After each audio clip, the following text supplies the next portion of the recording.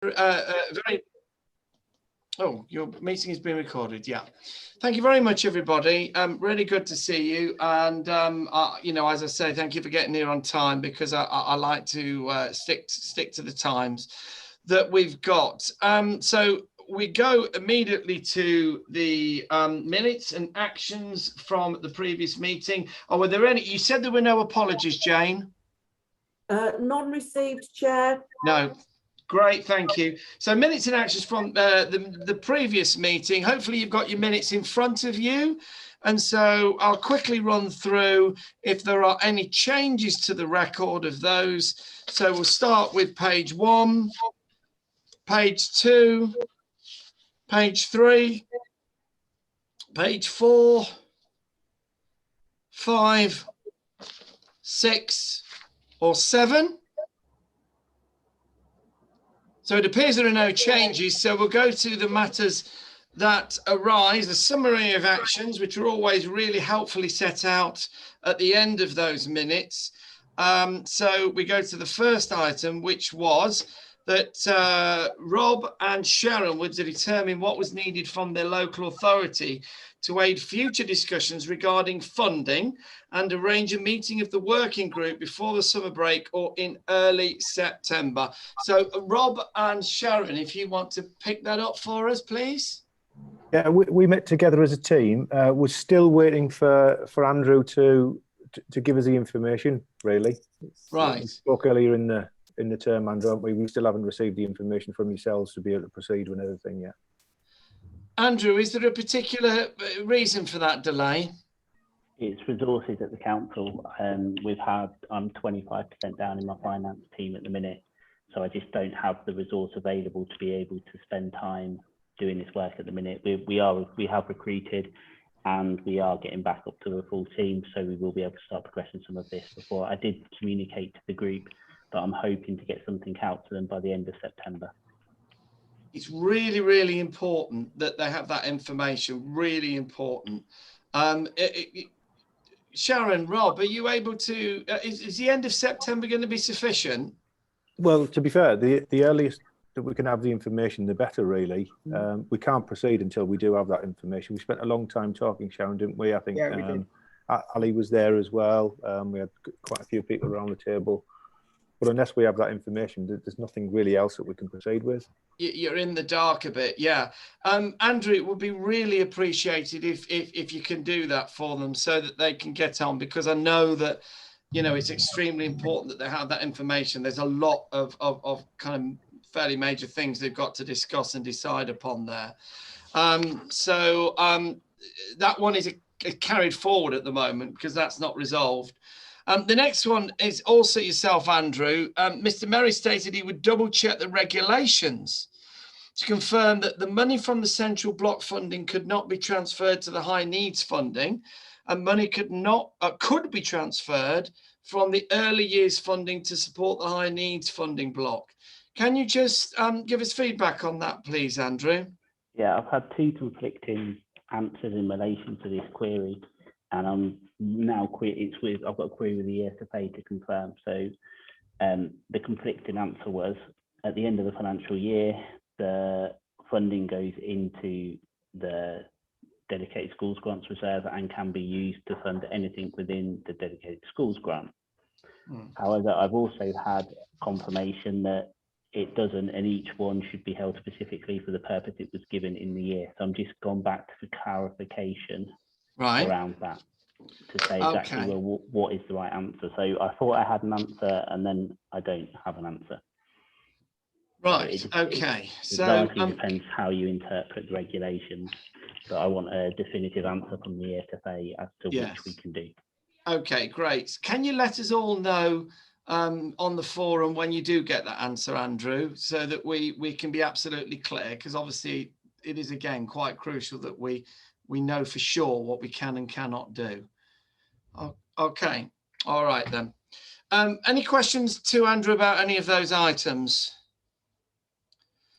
If not, we'll move on. Declarations of interest. Carl, can I just make a comment? I think Please. a few months ago, obviously it might have been just prior to COVID, we spoke about doing a freedom of information request to do with SIL and Section 106 funding. Yeah. And that information was going to come back to this group. Yeah. We still haven't had that information. Right. So I haven't put anything in writing, I must confess. Did you? Yes, and it was supposed to be presented at each of the last couple of meetings, but I still haven't seen any information about that. Right. So you've submitted that, but it. Absolutely, yes. Okay, right. I don't recall seeing a copy of it myself, but that it might not have come directly to me. I don't know. Very happy to have that scheduled. I don't know why that hasn't been the case. Jane, can you shed any light on this for us? I can. Rob raised it with me. It's with me again. So Rob has raised it with me. Rob is right. He did put it in writing to me, and I did confirm I would present the information. I will action that and send it round to the group. Can you give us a time on that, Andrew, when you're able to do that for us? I will have to go back and see where we are. Councillors have also asked for this information as part of the wider SEAL and Section 106 group. So we are working on that as part of the council response as well. So we will try and pull something together as soon Andrew, as I think on that. It might be useful if we met with one of our trustees as well. He's done quite a lot of work on this. And if we could include him in that sort of working part of your group, that would be terrific. Yeah. I mean, all I was going to do, I don't think there is a working party set up around this at the minute in terms of anybody looking at Section 106 and SEAL in terms of representatives at the minute. So is that likely to happen by the end of the month, do you think, Andrew? I will do my best. I think it would be incredibly helpful for Rob now, because he's obviously been quite patient and waited a long time. So it would be very appreciated if that could be done. All right, Rob. That's great. Yeah, thanks, Carl. I'll just clarify that SEAL will be a little bit different to Section 106, because obviously SEAL is not, so in theory, we have to identify the need in the infrastructure delivery plan, which is on our website. And if it's in, the money can be spent on anything within the infrastructure delivery plan. There isn't a set amount we receive that is allocated to education. So although education will be mentioned in the infrastructure delivery plan, just because we're holding £3 million worth of SEAL, we're not holding £3 million worth of SEAL. Just giving that as an example number. Just because we're holding that number doesn't mean it's earmarked to education. No, so of course. I won't be able to give a specific breakdown on SEAL as to what that is being held for. And Andrew, I'm not sure whether that is entirely correct or accurate. Some of the information that we've seen is that some of that SIL and Section 106 money was specifically targeted from the Barleythorpe development for primary schools and secondary schools in the area. Section 106 will be. So Section 106 is written specifically, and it will have an element that is specific to education. SIL is not. SIL is given to meet the infrastructure needs across the whole authority, which will cover health, it will cover education, it will cover social care, it will cover everything. It's not specific.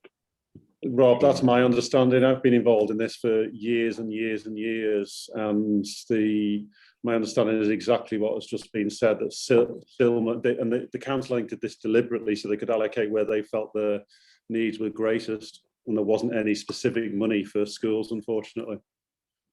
But does that mean, sorry to leap in, but does that mean, therefore, that because there isn't a specific sum, that therefore there's no assumption about any of it being allocated? Correct. Yeah, I think it's really tricky.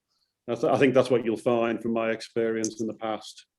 David will be one of the councillors, might know more.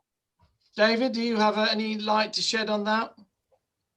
I don't, but it would be my job as your portfolio holder to press the point for funding. So if we've got a reason for funding and you push it through, then I'll make sure that I push as hard as I can through Cabinet and through SMT with the support of Dawn to get that money in the right sort of way. But as you all know, money is pretty short at the moment. So, but no, as soon as you've got a good reason and a good tabulated request, then fire it up and I'll make sure I push it through. Okay. David, would it be possible for me to meet with you outside of the meeting, because we've got some slightly different documentation to what Andrew and Stuart were talking about there. That slightly, it doesn't contradict, but I just think there's a different lens that we can look through, and it might be able to support us with some of this SEND funding as well. I am always available for you. If great. you want to set up a Teams meeting, then that would be perfect. No problem. That's great. Thank you. Just one of our trustees has done a significant amount of work on that. That would be brilliant. Okay. Thank you. Is that all right then, Rob? Yeah. Yeah, fabulous. That's great. Yeah. Okay. Great. Right. Declarations of interest. Sorry, then, Jane. I did. Oh, sorry, Stuart. Sorry, carry on. I also recall some years ago there was a legal dispute which required a renegotiation, and I think this is all connected in that I think there was something like £1 million lost or something. But part of that negotiation meant that the council was more freed up in terms of how it could spend that funding. And so it wouldn't be ring fenced to a particular need like schools, for example. Stuart, you're absolutely right. Yeah, that's the documentation that I've seen. Yeah, it's really, really tricky. And I think the essence of it needs political support to make a difference, like through, as David has suggested. Although I don't think you'll get anywhere else with any of these other bits, unfortunately.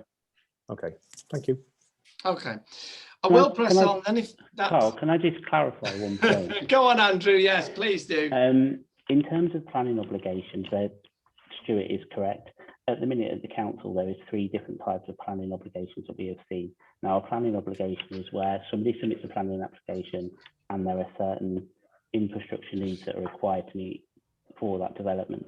At the minute, because we changed to a CIL authority during the current time frame, we've got Section 106, which where education would have been specifically mentioned, and there will be a specific provision written for it.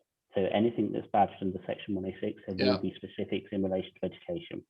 We've got CIL, which is Community Infrastructure Levy, and that is where everything is driven by the Infrastructure Development Plan. If it's mentioned in the IDP, then we can use CIL to fund those options. I can send a link to our current Infrastructure Development Plan to the board group, and that's a public document on our website. The third one is, as Stuart said, in relation to Barleythorpe and the legal agreement surrounding that. Okay. Which again is slightly different to the other two. Yeah. All right. Well, Andrew, can I just ask about that infrastructure development plan, Andrew? Is that newly written? It's just that the information. It was written when we become a CIL authority. I think we're going through the process around updating that. At the minute. That's quite old, I think. I think when they moved away from Section 106 to CIL, and I think that's quite a while now. So I would be surprised if there's much money in the Section 106 left. But that's only my guess, Rob. I'm going to press on just because there's a lot of other substantial items that we've got, and I know that the conversations about this are going to continue outside of this meeting. So if that's all right, colleagues, declarations of interest, Jane? None? None received, Chair. And leave your mic unmuted, because I've got to ask you about petitions, deputations and questions. None received, Chair. Great. Okay. Well, in that case, then we can move on to our first substantive item, which is from Jill. And it's a review of the terms of office and constitution, which is something we have to do each year. So, Jill, over to yourself. And actually, Chair, one of the first things that we would normally be doing this time of year, the first schools forum of the year, would be to elect the new chair. Yep. However, as you will have seen in the documentation that has been sent out, we have a significant potential turnover in the membership of schools forum, with a number of schools members particularly have terms of office that are due to expire. Is that the right word? Due to run out during October. So before we go any further, one of the things that we need to just satisfy ourselves on is, are we happy for the current chair to remain in office for this one meeting? Because by the time we have the next meeting, we could have a very different body from which to elect a chair. So we could be electing a chair today to then just be re-electing for the next meeting. So are we happy, before we go any further, that the current chair can have an extra meeting as chair? Have we got anybody who's not happy with that? I'm happy to do it if people want me to. Just for this meeting. Yeah, just for this meeting. Yeah. Right. Okay. Thank you. So the next part of it really is just that question about, to avoid the significant turnover again, potentially in 3 years. And as we are going to an election period, which is where we can change the potential terms of office, is whether we move to a position where when we go to election, that some of the vacancies are offered as a 3-year term of office and others at 4 years terms of office, to try and break the cycle. So really it's a discussion as to what people would think would be the best offer. I'd had a notion, colleagues, that we could possibly have those who are representing schools and academies on 4 yearly terms, and those who are representing non-schools on 3 yearly terms. Now, of course, I'm sure could make a case for it to be the other way around, but I'm just trying to think that way, then we're not hit by, everybody leaving at once and having to be re-elected in one big go. Open to discussion. What do people think? That's a great idea, Carl. People okay with that? It would make life, it makes it quite easy to work that process then. We won't get too complicated either. That's thank you, Stuart. That works for me. Well, if everybody's okay with that one, then I propose that's what we do. I think we probably have to vote on it, do we not, Jane? So the proposal is that from the forthcoming meeting, that members who are representing academies or schools will serve 4 yearly terms. Members who are non-school representatives would serve for 3 yearly terms. Can you raise your electronic hand if you are in favour?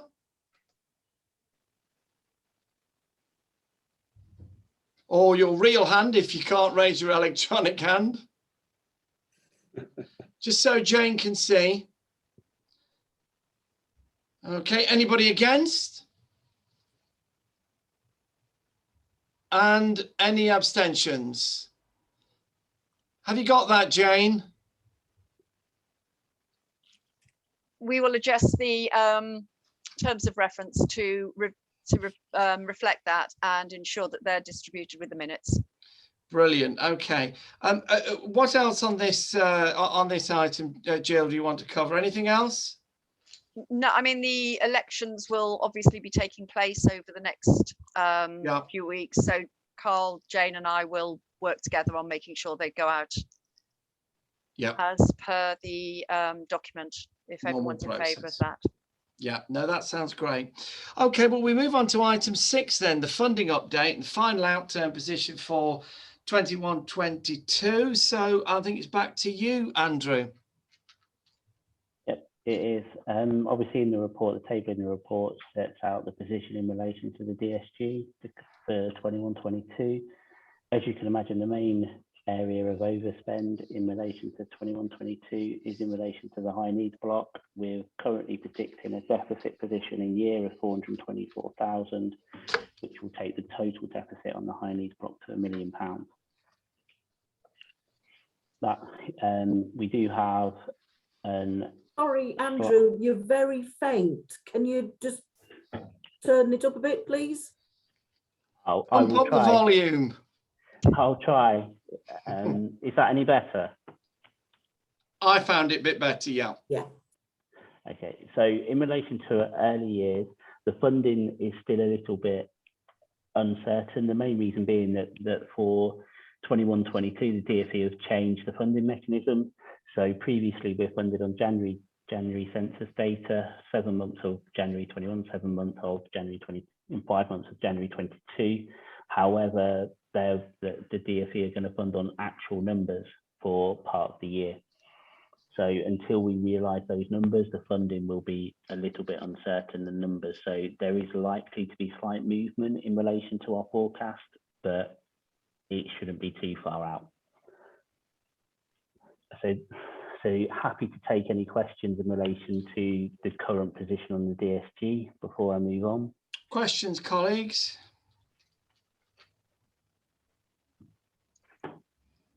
I mean, obviously, we're all well aware of the grim reading on the high needs block, but you know, yeah, that'll crop up in other conversations as well. Yeah,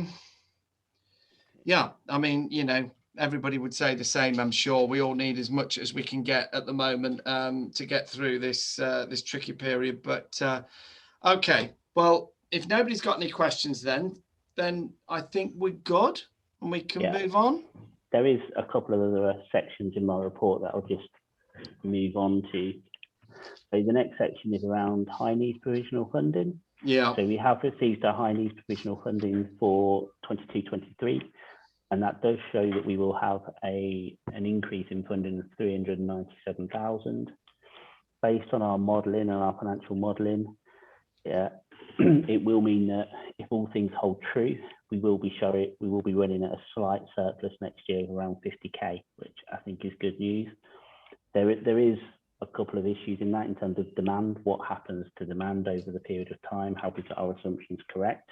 So, you know, there are a lot of things that could change in relation to that, but it's good news that we have seen an increase in relation to the funding we're receiving. Yeah. Next is around, we have received the school's provisional funding.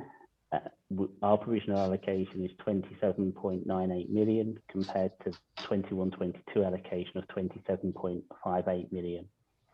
Because we received our provisional allocations, we have undertaken a draft process in terms of dealing out the school's funding. We have adjusted for pupil numbers in year, and I will be issuing a draft funding to all schools by the end of September. So you will get your draft funding for next financial year, which is significantly earlier than what we've done in the past, which I hope will help schools with financial planning. Clearly, the numbers will eventually change because they'll be based on the October school census data, but it should give you a rough idea in terms of the per pupil funding that your school is likely to receive and what we think is going to happen. Well, that is good news, yeah. Anything else, Andrew? No, that's it from the updates from me. Okay, thank you. Any other questions for Andrew on that item? Chair, I believe Merrington has a hand up. Sorry, who was that, Jane? I can't see at the moment. It's Desperately Mary looking. Darlington. Mary, you're on mute. Can you hear me? Yep. Sorry, the hand was up for the previous. Right, sorry. It's so it's not. It's a legacy hand. Okay. It is, yeah. All right. Okay. Any other questions then to Andrew, or are we good to move on? In which case, that's what we will do. So we now go to item number 7, DSG recovery plan. Louise, that's yourself, I believe. Hello, thanks very much. I noticed there's 5 minutes on the agenda for this, and there are 2 papers, so I'm really hoping people have read them. I'm literally going to the first one, the recovery plan update. I'm really hoping I can just pull out the sort of 3 or 4 key points. Yeah. And that if anybody's got queries, they can ask me those. So firstly, just to say, please, if you haven't got the 2nd of November for the summit in your diaries, can you please prioritise that? We sent out an appointment for that a while back. This is an opportunity to take stock and to plan forward for our SEND recovery plan. And given that we now have some sense of what our funding is going to be and what our pressures are in reality, it would be a really great opportunity to really sort of focus our energy on those priorities for the next for the remaining time that we'd originally put into the plan. Really, it was a 5-year plan.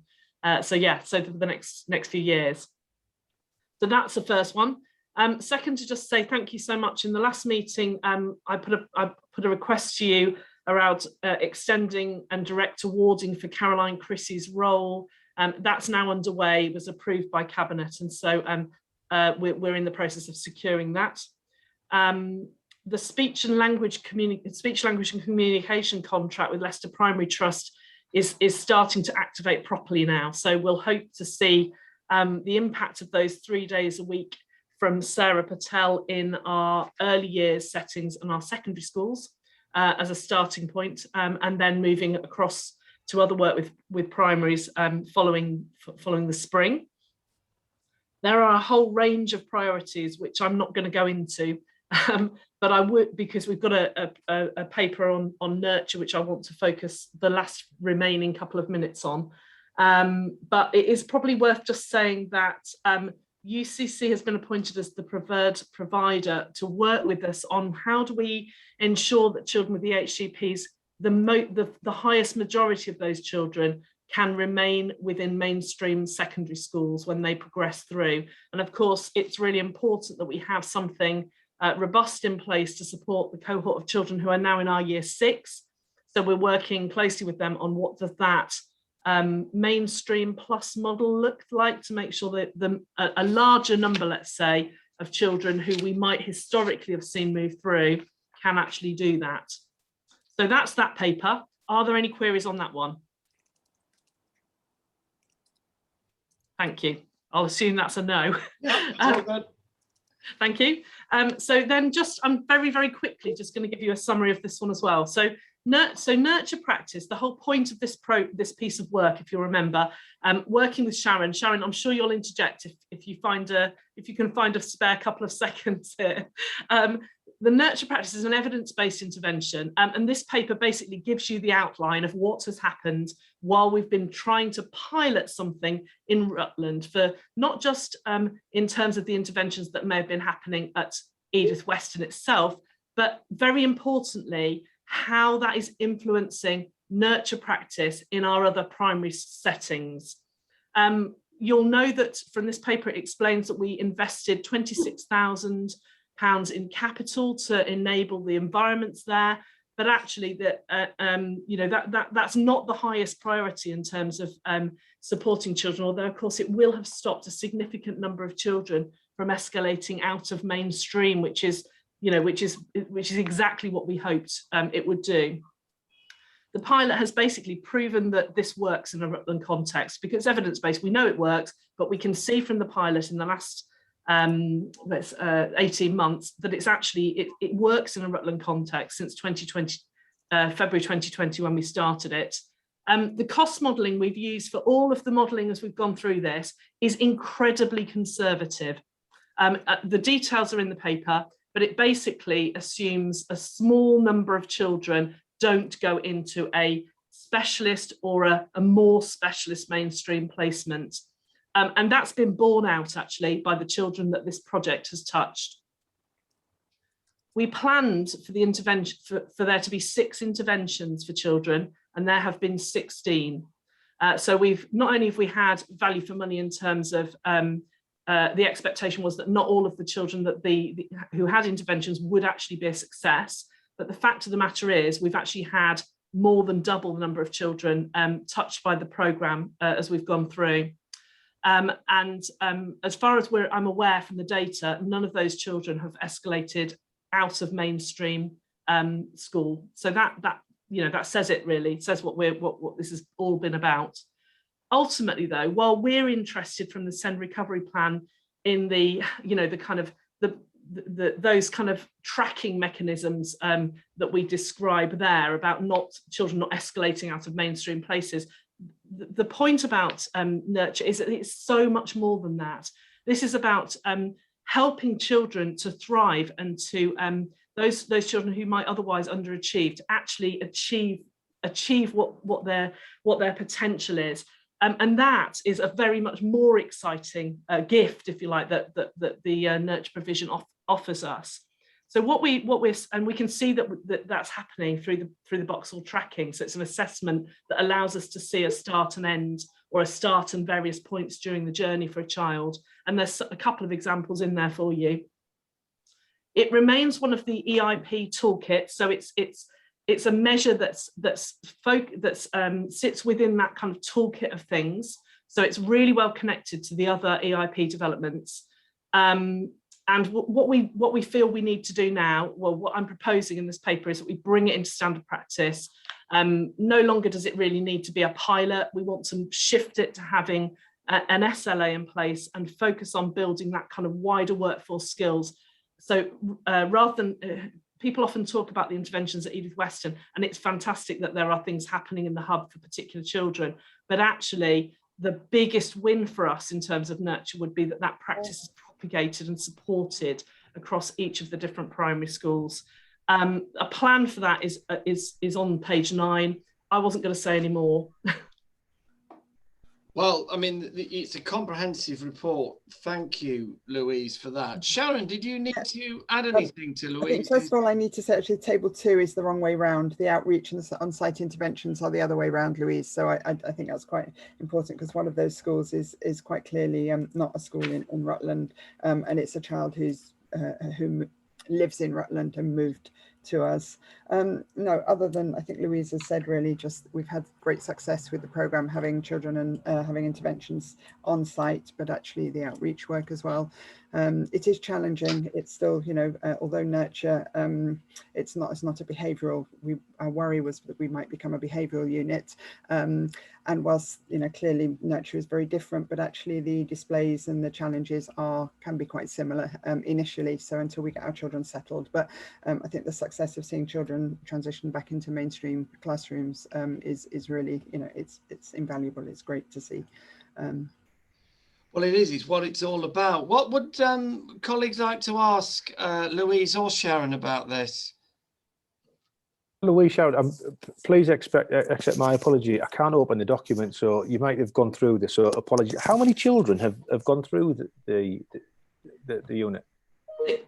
So interventions. So that includes the interventions both outreach and in-house. There have been 16 children. So by my reckoning, perhaps incorrectly then, Sharon, I'm sorry, we did check this paper, but somehow we may have not recognised that, but it's either 6 or 7 in either camp, basically. So it's either 6 in the, yeah, is that right?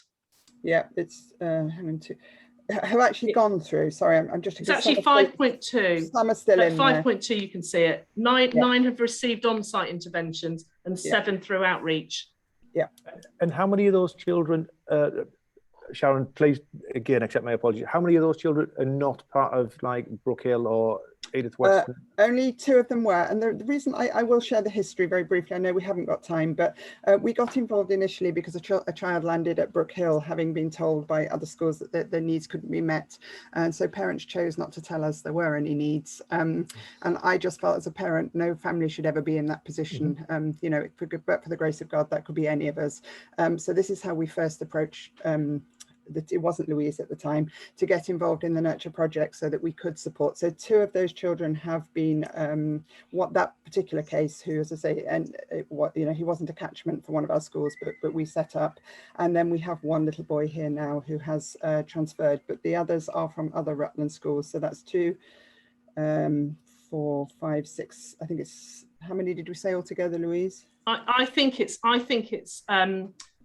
so I've set out a table of different schools. Yeah, table 2 is correct. Yes, I've seen that. Table 2 is correct, but it's just the wrong way round then, Sharon. Yeah. Sorry, that is my mistake. Yeah.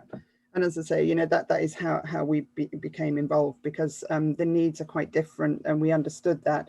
And obviously these children, they have their stories, and we wanted to be able to actually work with them. We didn't have the facilities. It was Brookhill at the time, which is an open plan school.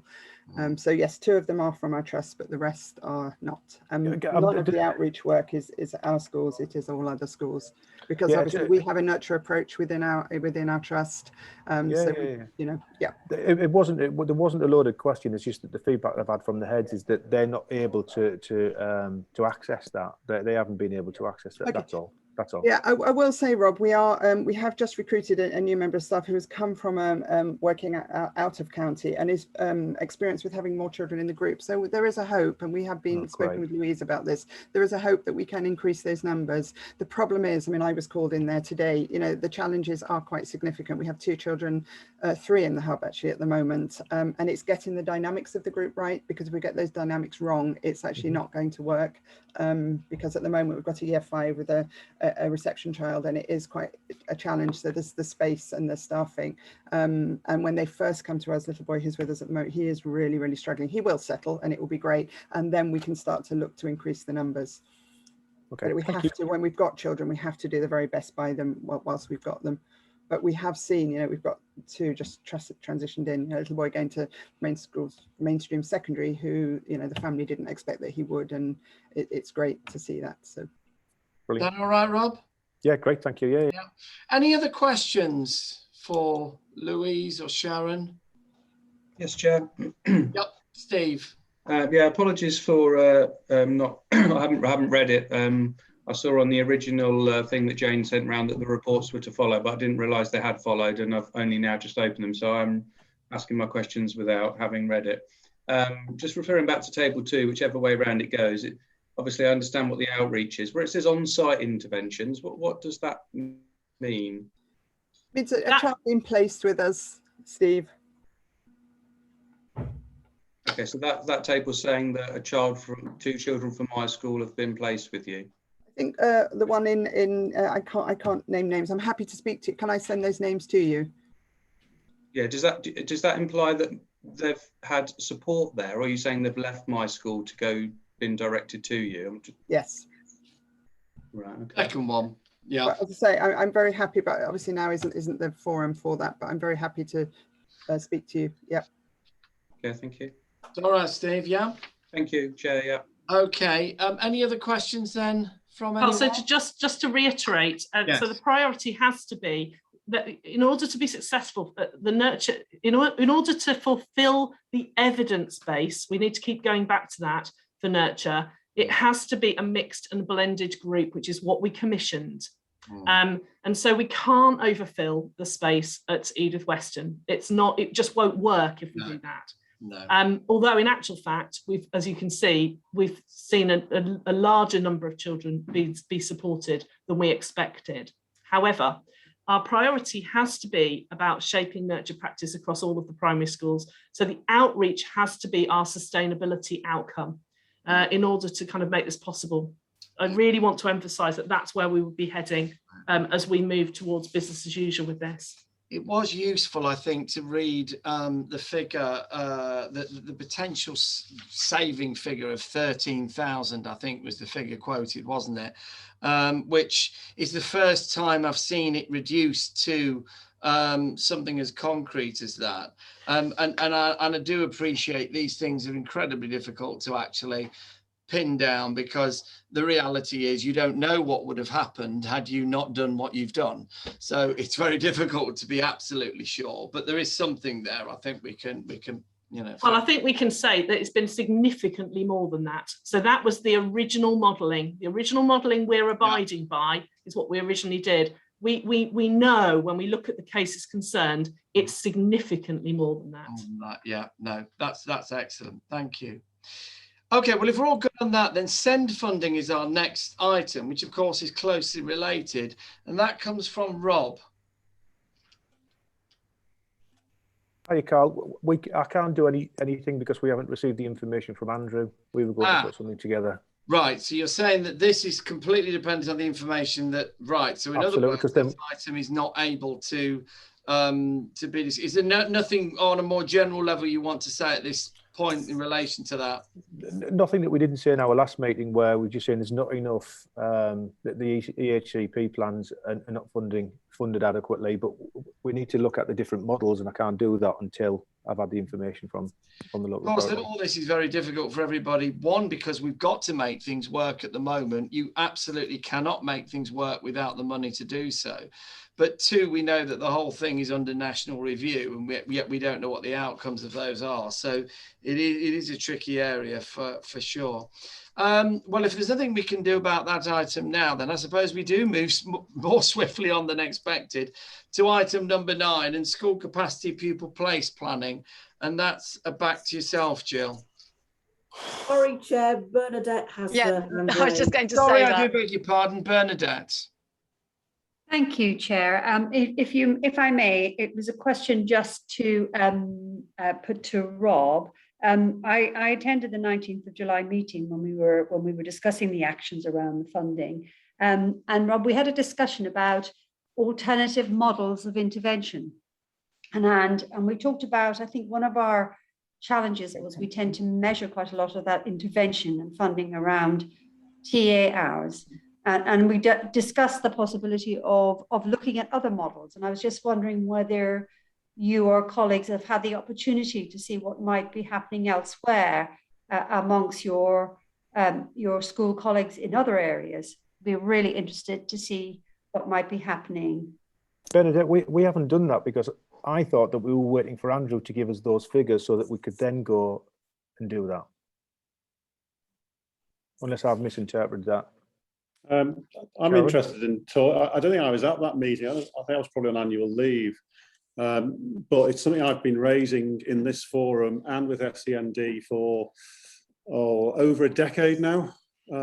This absolute obsession with TA hours, which is not in the child's best interest, and looking at alternatives. And I'm sorry, the same conversation I must have had 5 or 6 times with 5 or 6 different leads of SEND. And we are no further forward. I don't know why we particularly need to look outside. I think we're a small enough county, surely, to come up with a model that works for our families and children. And there's got to be better ways than just plumbing for TA hours all the time, which do not serve well children with complex needs all of the time. And they're not funded adequately anyway. Stuart, that's exactly the conversation that we had. Yeah, it's been, sorry, Rob, it's been said, it must be for a decade. I've been talking about this, it's ridiculous. And there is models in county that we know work, like those found in our DSPs, where the funding model is more flexible, which means we can do more creative things with it, which works better for kids. Anybody got any further thoughts on that? Thank you for that, Chair. And I would agree with Stuart. Certainly, we've been having the conversation for at least half a decade. In the time I've been here. So I agree. I'd be very happy to support a further discussion around creative models if we feel we don't need to look at a model outside of Rutland. It's just time, Bernadette. It is. I mean, if there's an agreement amongst the heads and there's an agreement amongst the SEND team that there's a better model, why don't we crack on and do it? As long as it's within the SEND code of practice, I'm not sure why we need to. And there's enough expertise as well in the council. You know, we did some really interesting work with Kevin. I know it's been moved on to other things, but there's a great deal of expertise that we could draw upon to do something for Rutland.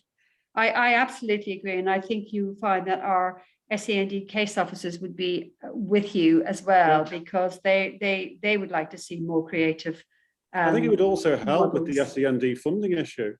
Yes, I agree. As soon as you start deploying lump sums, it's easier to manage, and you then hold the schools accountable to the way that the child then makes progress, rather than ticking a box and saying they've got a certain number of TA hours. Yeah. And then that funding then is linked to the EHC plan and the statutory annual review process where you smart targets to measure progress and the outcomes for that child. Mm-hmm. Yeah, it would save money as well, which for the high needs funding, that's all we ever talk about. I entirely agree, and yes, I think this ought to be moved on. I think there is an opportunity for us. Obviously, Schools Forum wouldn't be able to allocate the amount of time that would be required. It's probably going to be something that would need a separate meeting. But yeah, absolutely, I'm not hearing anybody disagreeing with that. Does anybody else want to say anything in addition to that? Carl, I don't think anybody disagrees with what's just been said. I think some of the salient points that we tried to make at our last meeting is that if I give Great Caston as an example, nearly 20% of their GAG is going just towards children with EHCs. Yeah. And when we spoke to Sharon, and I spoke to Ali as well, there's not enough funding. But the trouble is, Rob, that's a national issue. That's not a Rutland issue, and there isn't enough funding. But the trouble is, if you take more funding and put it into SEND, it's coming from the rest of the school's budget and affecting every other child. Yeah, no, I appreciate that, Stu, but what we're saying is it's a real danger for, Sharon's not, it's a real danger for some of our smaller primary schools where it's taking so much of their budget. I completely agree, but the answer is to look at how the EHCP plans are and look at alternative ways of funding them. Don't require you to top them up out of your main school budget. Stuart, I agree with you, but the scenario you've described with the other children is exactly what is already happening in the smaller schools. So we do have to look at, because we are using the such a high percentage of our funding to just support our EHCPs, the children who are the borderline and the other children. So that is actually happening. So I agree, but it's all around educating parents as well. And absolutely, there's a lot of work to be done, because they get this fixation. My child's got. When they come to us from primary, their expectation is they have a TA allocated all the to time. them. Yeah. Because we haven't done that for years. No, we haven't. I mean, for years. No. And it caused a great deal of angst in the first 2 years. But there are alternate models that are effective, that work. Yeah. And it's easier in a bigger school. I completely agree. It's much, much easier. But I do think there are better models for how funding is allocated to EHCPs that free you up to use that funding more flexibly than just having to employ a TA, which then parents see as the only way to support their child. Absolutely. I agree, because our aim is to make them independent by the, it should absolutely be, so that when they come to you, they don't need it. I completely agree. And we have those a vicious circle at the moment that we're... Yeah, it is. We're having those... Yeah, our parents won't believe us. We have those come to our but, and you say, but no, we need to get them, because obviously if we can get it right in primary, they should need far less by the time they I don't know about Carl, but I know I'm advertising for TAs currently. I've got a large number of vacancies. I know UCC has got vacancies, and I know schools in Melton have, because of course we're paying essentially minimum wage. So we're employing the least paid staff with the lowest expertise to work with our most complex children. Most challenging which children. Is absolutely. Just crazy. We can't recruit. We are sending advert. We've got almost a constant stream of adverts out because we can't recruit. You're absolutely right. I'm seeing heads nodding all around the virtual room here. I think, we completely do agree. As far as any solutions that it's within our hands to make possible, and there are limitations on that, given that there are national matters here that have to be resolved. It's not within my remit to suggest this, but Bernadette, I know the authority will be aware of this conversation, and if there's anything that could be set up to enable people to pull together approaches and come up with the best possible model, I think it would be a good thing. Yes, certainly, Chair. If we could maybe look at a very short task and finish group and get some expertise from colleagues in schools, that would be great. Bring together case officers. It might be Senkos you'd like involved. If you'd like to nominate any school staff, I can take that forward. Well, absolutely, yes. You're welcome to have, my own Senko there as part of that, Bernadette. Yeah, no, absolutely.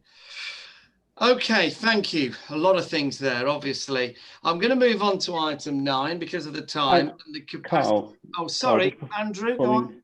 Sorry, well, Councillor Wilby had his hand up before I did. Do beg your pardon. I struggle to see everybody's hands because I only get a certain number of boxes at the front. So apologies, colleagues. Who was it that had their hand up apart? Chair, it's me sitting on the touchline. Do beg your pardon, David. I just had a comment to make, really, and I hear what everybody is saying, and the number of briefs I've been on, which have been beautifully presented by Louise and her team. I know that we're working really hard around the edges to improve the way we deal with all our SEND stuff and provide extra help, provide extra teaching, and it's going well. But we are all short of money, there's no doubt about it. And what I would say to you, we've got a visit, I think, on Monday from Baroness Burridge. We've got a new Minister for Secretary of State for Education just started. If you've got points to make, fire them through any opportunity that you can. And by all means, I know that if we can crystallize all your thoughts on what you've been telling us about, Stuart, I don't really want you to be involved in long-winded groups and things. Let's just get the information out quickly, and we'll try and push it up the channels as quickly as we can. Okay, thank you, David, for that. Yeah, I mean, actually, yes, thank you for your point on that, Jane. I wasn't in gallery view, which is why I wasn't picking it up. Andrew, you wanted to make a point. All I was going to say is, off the back of the discussion, are we still wanting me to collate any information, or are we saying no, there's going to be a separate task and finish group, and I will divert the resource from that, from collating the information around other counties' information, and focus it on supporting the task and finish group? What's the approach that we're going? Well, I think that's a question to go back to Rob. I'm assuming that Rob's not in his chair right now. He's obviously been called away. Since Rob made the request, it's difficult for me to answer the question. So I'm only assuming. The DFE have just phoned to say that they're cancelling the Baroness Berridge visit on Monday, so he may well have had the same. Oh, really? Call. Yeah, parliamentary business, I would guess. Well, we can all guess, can't we? But, yeah, that was my phone call. Oh, okay. All right. Well, we heard it here. I've just cancelled my catering. Right. Okay. Well, all I can say in the absence of Rob is we assume that he does still want it, Andrew. If you want to drop him an email and then he tells you differently, so be it. But as things stand, that's the position that we had. Okay. Yeah, school capacity, Jill. Probably not quite as exciting as the last agenda item, sorry. It seems a shame that Stuart's cancelled his catering because I'd have come round. But anyway, at the moment, actually, the school capacity and pupil place planning, there's not a lot to update on. The SCAP report itself will be, well, it's been finalised, but will be signed off. And I think the DFE wording is around December. So there'll probably be more formal report to come back from Jonathan Weller at that time. Carl, you're on the Pupil Place Planning Board as chair of Schools Forum, so you're aware that at the moment we are just sort of in that period of time where we're just waiting for that finalisation. Yeah, I mean, I think the only thing that I would emphasise to this meeting, Jill, would be that colleagues will be aware that the local plan has been scrapped now. So a brand new local plan has got to be put together, which takes several years, is my best understanding. So at the moment, planning is in somewhat of a fluid state across the county. I think that would be fair to say, David. I think it would be very fair to say that, Carl, and I've certainly briefed Jill and her team just to keep a very positive look on all the sort of planning applications which are already starting to descend on our planning department for various groups of houses. And I think we're all going to have to be very, very careful and try and get ahead of the game as much as possible just to see where the building is taking place. But it is likely to run amok a little bit. The only thing working for us, as Stuart and I discussed in the week, is there is a general shortage of building materials and people to build. So perhaps, it will slow down a little bit and it will give us time to keep a good track on what's going on. Yes. But it's not a good situation. No, we did ask at that people planning group that the information be sent through to us about when they did know of proposed developments, because schools, it's helpful to know, to have an idea rather than things to suddenly emerge out of nowhere. And they said they would endeavour to do that. Yeah. Okay, Jill. Well, if that's all, any questions to Jill? Great. Okay. Any urgent business otherwise? Forward plan. Any comments on our forward plan? We always include that. That's page 35 of your pack. And we're looking at the next meeting and the things that will happen in that. And we mentioned the election of various people because we've delayed it by one meeting. But apart from that, anything, is everybody okay with that as it currently stands? Yeah. Okay, what I'd like finally to do is to just thank Bob Gale. Bob, I can't see you and I've not managed to hear you so far. So if you are there, make yourself known. But Bob, I know you are, this is your last meeting with us. I am, yeah. Well, I did want... retiring. Sorry? Finally retiring. You finally got out. Yeah, absolutely. Let you out on good behaviour. Yeah. Well, I just want to say thank you. You've been on Schools Forum as long as certainly I've been on here in Rutland, and you know, your efforts and work have been much appreciated. And I do wish you a very happy retirement, free at last. Thank you. Absolutely. Thank you. And yes, I'm sure we're all very jealous. All right, okay. Meeting dates then. Jane. Yeah, meeting, we've got it on the 9th of December. Great, 9th of December. So that's a good one for our diaries.